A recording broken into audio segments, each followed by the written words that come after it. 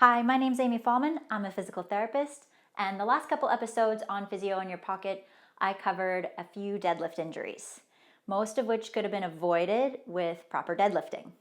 So today I've asked Coach Shane Miller from CrossFit 819 to help fix your deadlifts. Enjoy! Hey guys, Shane Miller here from CrossFit 819. My good friend Amy Fallman, physiotherapist over at Active Health Institute, asked me if I could do a quick video on deadlift technique. So we're going to be going over today some of the importance of performance for the deadlift. We're going to look at some safety considerations, equipment considerations, because we're all stuck at home, we don't have access to a gym, as well as some of the performance considerations for those of you guys who are going to try to push it and really develop your deadlift. The first thing is that this is what a deadlift kind of looks like, okay? Grab hold of your bar, get yourself set up, and you do the deadlift, okay? It doesn't look that hard, but it can be a little bit challenging. When I coach it, I teach it from the top down. Teaching it from the top down just means that we're not starting with the bar down at the bottom. We're starting with the bar in your hands, right here at your thighs, okay? This is gonna be also really good, especially if some of you guys are tight in your hamstrings and maybe in your hips.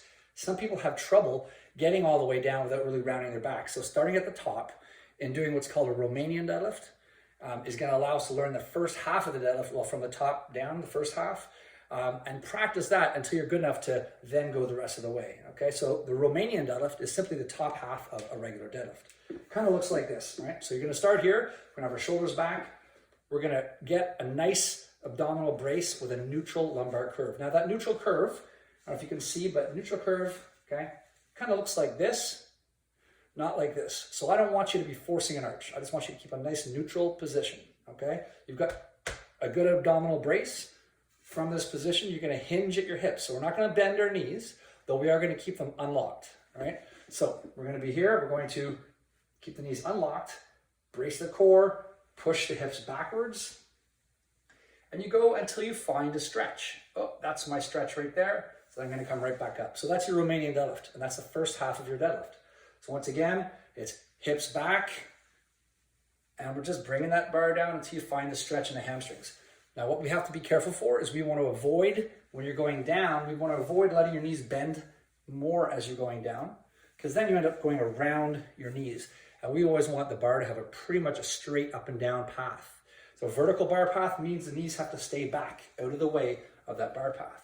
The second thing we want to avoid when you're searching for that stretch is to be kind of going like this, where you're just kind of rounding your back. You'll find the stretch eventually if you do that, but you're also going to be really stretching your back. And we just want to get that stretch in your hamstring, okay? So once we get to that position where you feel that stretch, then you're going to come right back up. So once we get to this position and we can reliably do this part of the movement, the next thing is to look at going from here to the bottom, okay? Going from here down, the bar right now is just below my knees, and I've got a certain torso angle. From there down, I want to make sure that my torso angle stays on the same angle as I move up and down, okay? So I'm going to do this, and not this, and not this. Okay, so here's what I'm talking about. I'm gonna get to here, and then I wanna go down to mid-shin, roughly mid-shin, and then I wanna push back up. And you see how my torso is staying on the same angle. So I'm avoiding doing this, okay? And I'm avoiding doing this, okay? So it's keeping that same angle of the body. And so once you're at that bottom position, you wanna think of pushing the floor away from you, push, all right, and the knees have to move backwards, and the bar has to be kept close to your knees. So for example, don't do this. Don't push your knees backwards like this, because then you have all this space, all right? So you have to keep that bar against your shins, and you push, your knees come backwards, and you're keeping that vertical bar path. As soon as you pass your knees, you bring your torso back up to a straight position, okay?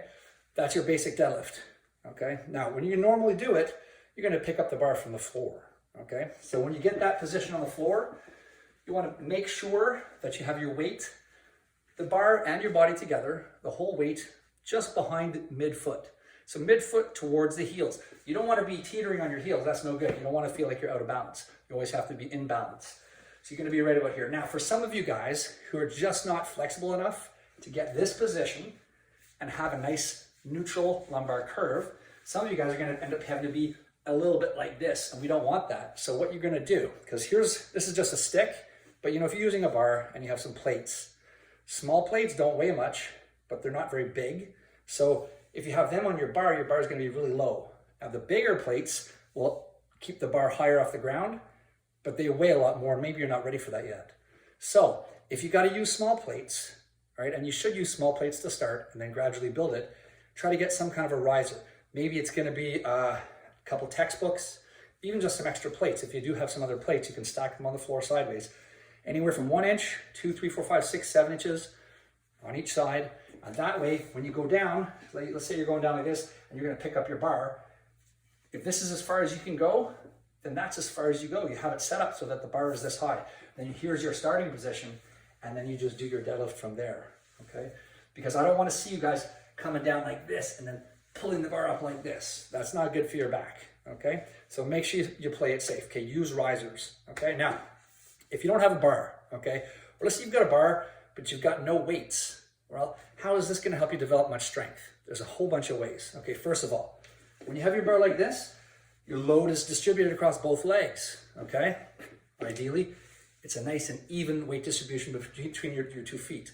But what you can do is you can put 80% of your weight on your front leg, put the other foot back, and then you go like this. And that really challenges that one side. You'll be surprised how much just an empty 45-pound bar, if you have one at home, or even if you have just a kettlebell, or you can even do something like this.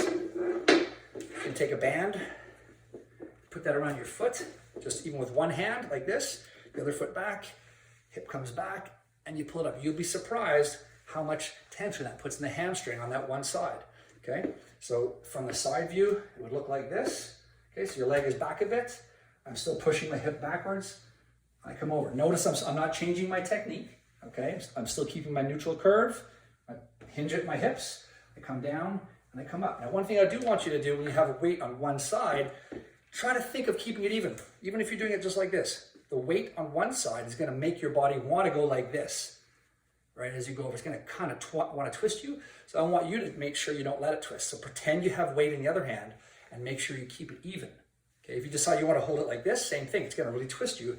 Keep your body even, okay?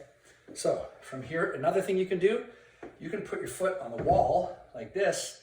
That also really helps you to get extra stretch in that hamstring. It really, really works the muscles a lot. We call that a Bulgarian deadlift, all right? So these are a couple different ways with limited equipment you can use to really help get a good workout.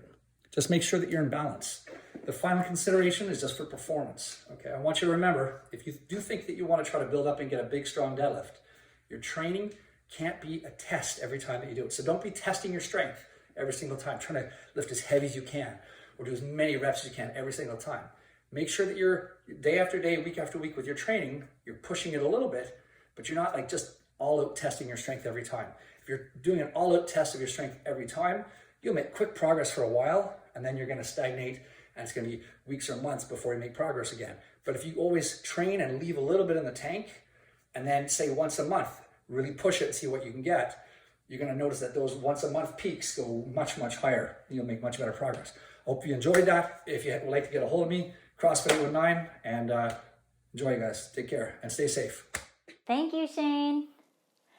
So I hope you found this video useful. If you have any follow-up questions for Shane, you can reach him through the CrossFit 819 website. And if you have any topics you'd like me to cover, you can email me at info@amyphysio.ca or send me a direct message. Bye for now.